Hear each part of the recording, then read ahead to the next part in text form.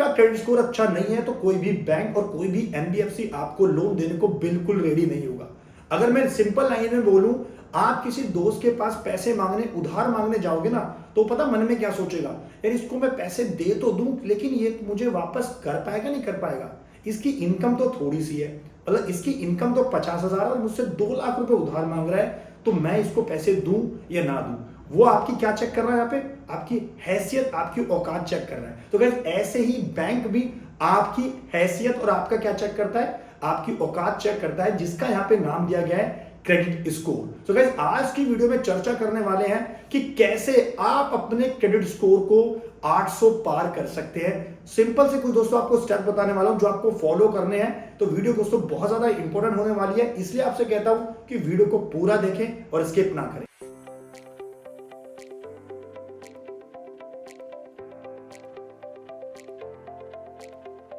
नमस्कार, मैं दीपक बैसला आपका स्वागत करता हूं हमारे YouTube चैनल पर। दोस्तों चैनल में है तो वीडियोस को लाइक करें, शेयर करें और प्लीज मुझे मोटिवेट करने के लिए छोटा सा काम जरूर कर दीजिए, चैनल को सब्सक्राइब जरूर कर दीजिए। नीचे आपको लाल बटन दिखेगा, गाइस देखिए सब्सक्राइब करना बिल्कुल फ्री है। जितना आप चैनल को सब्सक्राइब करेंगे ना, मुझे मोटिवेशन मिलेगा कि मैं आपके लिए ऐसे ही अच्छा कंटेंट लाता रहूं।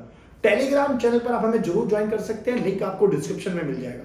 तो बात करते हैं मुद्दे की कि कैसे आप अपना क्रेडिट स्कोर 800 प्लस कर सकते हैं। गाइस इवन मेरा खुद का भी क्रेडिट स्कोर जो है ना 800 से ऊपर है। तो कैसे मैंने किया है प्रैक्टिकल, कुछ आपको टिप्स यहां पे देने वाला हूं वीडियो के अंदर। सो वीडियो में आगे बढ़ने से पहले समझ लेते हैं कि क्रेडिट स्कोर बेसिकली है क्या, क्या इसकी रेंज होती है और इसकी रेंज के अनुसार कब ये बैड माना जाता है और कब ये गुड माना जाता है। और गाइस कुछ मिथ है जिसके बारे में डिटेल में चर्चा करने वाले हैं कि क्या मल्टीपल इंक्वायरी करने से हमारा क्रेडिट स्कोर खराब होता है। तो गाइस पहले बात कर लेते हैं क्रेडिट स्कोर बेसिकली है क्या। जैसे दोस्तों मैंने आपको वीडियो के स्टार्टिंग में बताया था कि क्रेडिट स्कोर क्या है, आपका एक ऐसा नंबर है जिसके बेसिस पर बैंक आपको एक नंबर कोट करता है और फिर ये चेक करता है कि इसे लोन देना है कि नहीं देना है, देना है तो कितना देना है और देना है तो किस रेट पे देना है या फिर रिजेक्ट करना है या फिर नहीं देना है। तो चलिए एग्जांपल के थ्रू समझते हैं कि क्रेडिट स्कोर बेसिकली है क्या। मान लीजिए मैं 1 लाख रुपए महीना कमाता हूं और मैं अपने एक दोस्त प्रिय मित्र के पास गया, पंडित जी के पास, यार पंडित जी मुझे ना 2 लाख रुपए की बहुत ज्यादा अर्जेंट जरूरत है। तो पंडित जी के दिमाग में क्या आएगा, यार ये 1 लाख रुपए महीने का कमाता है, 50, 60, 70 हजार रुपए इसका महीने का खर्चा भी होगा, क्या पता 80 हजार का भी खर्चा हो, और ये मुझसे 2 लाख रुपए उधार मांग रहा है, तो क्या ये मुझे वापस कर पाएगा नहीं कर पाएगा।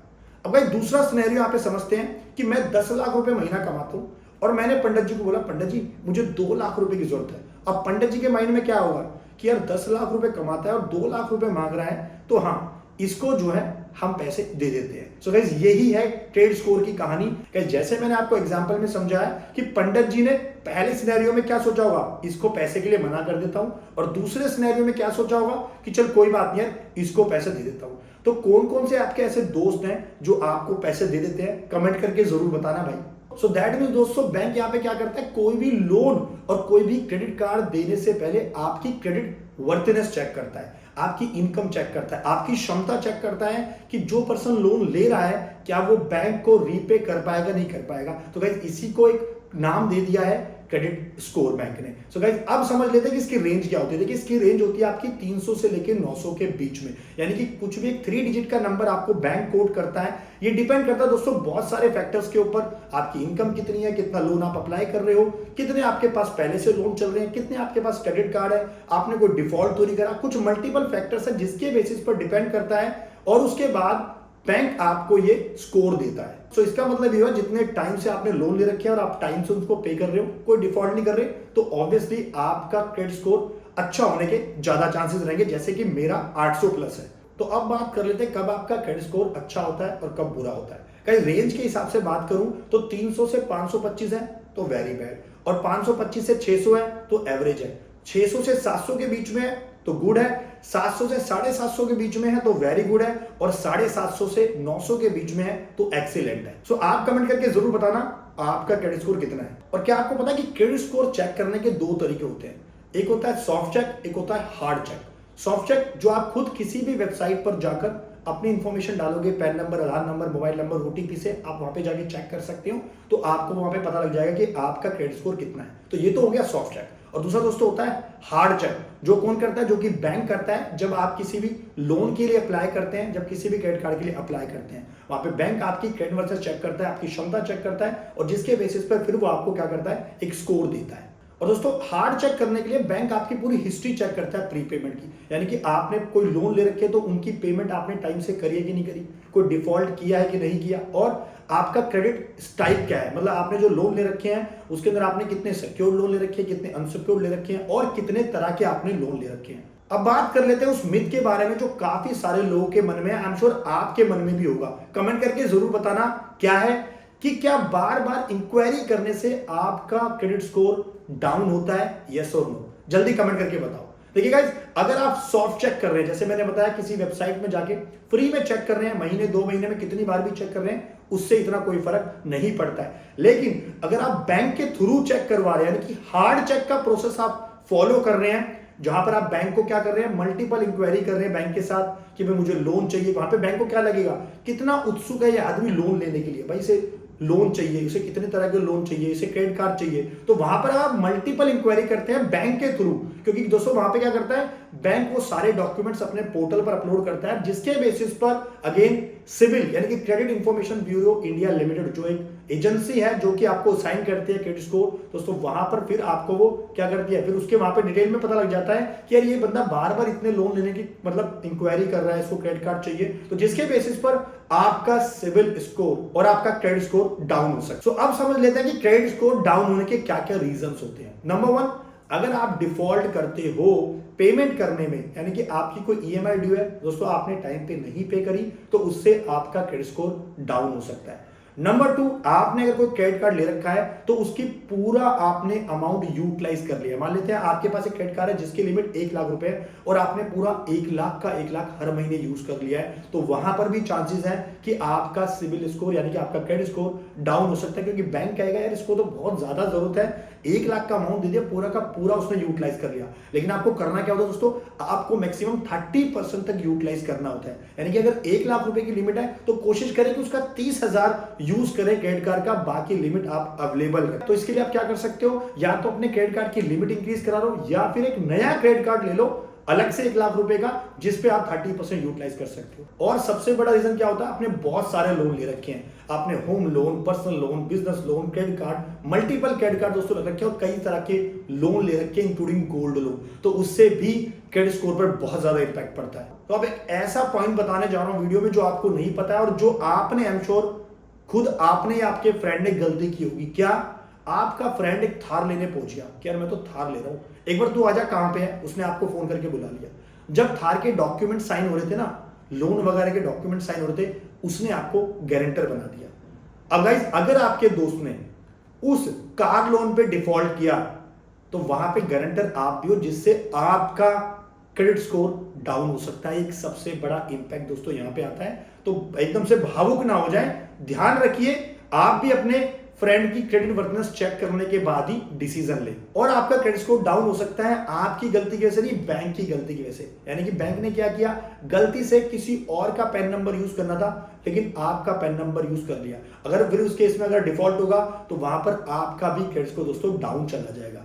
और दोस्तों एक पॉइंट और है यहाँ पे बहुत इंपॉर्टेंट, गलती से आपका पैन नंबर किसी ने मिस यूज कर लिया, फ्रॉड के जरिए, स्कैम के जरिए। मल्टीपल क्वेरीज मेरे पास अभी रिसेंटली आई थी, जहां पर लोग कह रहे हैं कि सर मैंने अपनी क्रेडिट रिपोर्ट डाउनलोड करी, हमने फ्री में चेक करा, जैसे जैसे आपने स्टेप बताए हमने फ्री में सारे स्टेप फॉलो करे, रिपोर्ट निकाली तो पता लगा उस पर मेरा कोई ऑटो लोन आ रहा है, कोई कार लोन आ रहा है, जो कि मैंने लिया ही नहीं है। यानी कि उस पर्सन ने कोई लोन नहीं लिया, लेकिन फिर भी उसके क्रेडिट रिपोर्ट में उसके पैन नंबर पे लोन दिखा रहा है, तो दैट मींस उसका पैन नंबर किसी ने मिस यूज कर लिया है। गाइस, इसके लिए आप सिविल में आपका कस्टमर केयर नंबर पे, नीचे नंबर पे कॉल कर सकते हो, उनकी टीम से बात कर सकते हो और वहां पर कस्टमर केयर में बात करके उनको सारी इंफॉर्मेशन दोगे, सब डिटेल बताओगे, तो वहां पर आपको सॉल्यूशन मिल जाएगा। अब बहुत एक आवश्यक सूचना कि आरबीआई की नोटिफिकेशन के हिसाब से एज अ कस्टमर आप बैंक को या क्रेडिट कार्ड कंपनी को कंप्लेन कर सकते हो कि यार मेरी क्रेडिट रिपोर्ट के अंदर गलत लोन आ रखा है, आप उसको प्लीज ठीक कर दीजिए। तो गाइस, यहां पर बैंक की जिम्मेदारी बनती है कि वो उसको 30 डेज के अंदर ठीक करके आपको रिपोर्ट करेगा। अगर बैंक ऐसा नहीं करता है तो उस केस के अंदर आरबीआई की नोटिफिकेशन के हिसाब से बैंक आपको ₹100 पर डे की कंपनसेशन देगा, पेनल्टी देगा। तो गाइस वीडियो को मैक्सिमम सबके साथ शेयर करना ताकि सब इसका बेनिफिट ले सके। और जहां पर आपने कंप्लेंट डाली हुई है ना, बैंक में डाली हुई है कि भाई मेरे क्रेडिट हिस्ट्री को ठीक कर दीजिए, जहां पे ठीक नहीं हो पा रही है, तो यहां पर आपको ₹100 पर डे की पेनल्टी भी मिल सकती है। अच्छा, आप कैसे आप आरबीआई को कंप्लेन कर सकते हो बैंक के खिलाफ, गाइस इसके लिए हमारी डिटेल वीडियो आप ये वाली देख सकते हो, लिंक आपको डिस्क्रिप्शन में मिल जाएगा। नाउ लेट्स डिस्कस कि कैसे अपने क्रेडिट स्कोर को आप इंक्रीज कर सकते हो, 800 से ऊपर पहुंचा सकते हो, कुछ सिंपल स्टेप्स को फॉलो करके। पहले दोस्तों ये कि जिन्होंने कभी लोन नहीं लिया, जिन्होंने कभी उधार नहीं लिया, तो उनका क्रेडिट स्कोर कितना रहेगा? 0 रहेगा, माइनस में रहेगा। तो जो मैं आपको टिप्स देने वाला हूं गाइस, इनको फॉलो करके ना, लेकिन इसके अंदर 6 महीने से लेकर 18 महीने का दोस्तों टाइम लगेगा। मतलब टाइम टेकन प्रोसेस है, ऐसे नहीं होता कि क्रेडिट स्कोर एकदम से बढ़ जाएगा 1 महीने 2 महीने में, उसमें टाइम लगेगा। पहले जिसने कभी लोन नहीं लिया, उसके लिए क्या कर सकते हो, जैसे आपका कोई भी बच्चा है तो उसके लिए क्या कर सकते हो आप, एज अ पेरेंट्स आप कोई भी लोन लेते हो ना, तो उसको अपने एज अ आप वहां पे नॉमिनी ऐड करा दो, उसके पैन नंबर को दे दीजिए, जिसके बेसिस पर जब आप अपना लोन रीपे करेंगे एज अ पेरेंट्स, तो गाइस वहां पर वो उसकी हिस्ट्री में भी आएगा और जिसके बेसिस में फ्यूचर में धीरे धीरे उसका क्रेडिट स्कोर बढ़ने लगेगा। तो ये तो मैंने बताया जिन लोगों ने कभी लोन नहीं लिया बैंक से, कभी उधार नहीं लिया, कोई भी क्रेडिट कार्ड नहीं लिया। अब बात कर लेते हैं उनकी जिनके बहुत ज्यादा डिफॉल्ट किए हुए, तो वो क्या करें सर, उसके लिए कुछ बताओ, यही तो मुद्दा है। तो उनको दोस्तों क्या करना है, आप एक सिक्योर्ड यहां पर लोन ले सकते हो। मतलब एग्जाम्पल के रूप में आपके पास 50,000 रुपए, तो आप क्या करो, 50,000 की बैंक में जाओ, कैश जमा कराओ, एफडी क्रिएट करो, उस एफडी के अगेंस्ट में नया क्रेडिट कार्ड ले लो। वैसे अगर आपने 50,000 की एफडी कराई है तो बैंक आपको 25,000, 20,000, 30,000 का कोई भी क्रेडिट कार्ड दे देगा। आपने ले लिया, अब उसको धीरे धीरे यूटिलाइज आपने करना है, लेकिन ध्यान रहे आपको यूटिलाइज कितना करना है, 30% तक करना है, पूरा यूटिलाइज नहीं करना है। तो इससे भी आपके क्या होगा, एक क्रेडिट हिस्ट्री क्रिएट हो जाएगी, एक पेमेंट हिस्ट्री क्रिएट हो जाएगी। तभी मैंने बोला ना 6 महीने से 18 महीने का समय लग सकता है आपके क्रेडिट स्कोर को बढ़ने में। एंड थर्ड पॉइंट इज, जब भी लोन की ईएमआई ड्यू होती है आपको टाइम से पेमेंट करनी है भाई साहब। ऐसा नहीं है कि आपने एक दिन का भी डिफॉल्ट करा तो गाइस वो डिफॉल्ट काउंट हो जाएगा बैंक की नजर में, और अगेन आपका सिविल डाउन, वहां पर जो क्रेडिट स्कोर है डाउन हो सकता है। तो इसलिए आपको क्या करना है, टाइम से पेमेंट करनी है। और दूसरा, क्रेडिट कार्ड के लिए खासकर लोगों को लिए बता रहा हूं कि क्रेडिट कार्ड की जो पेमेंट है आपने पूरी पेमेंट करनी है क्रेडिट कार्ड स्टेटमेंट की।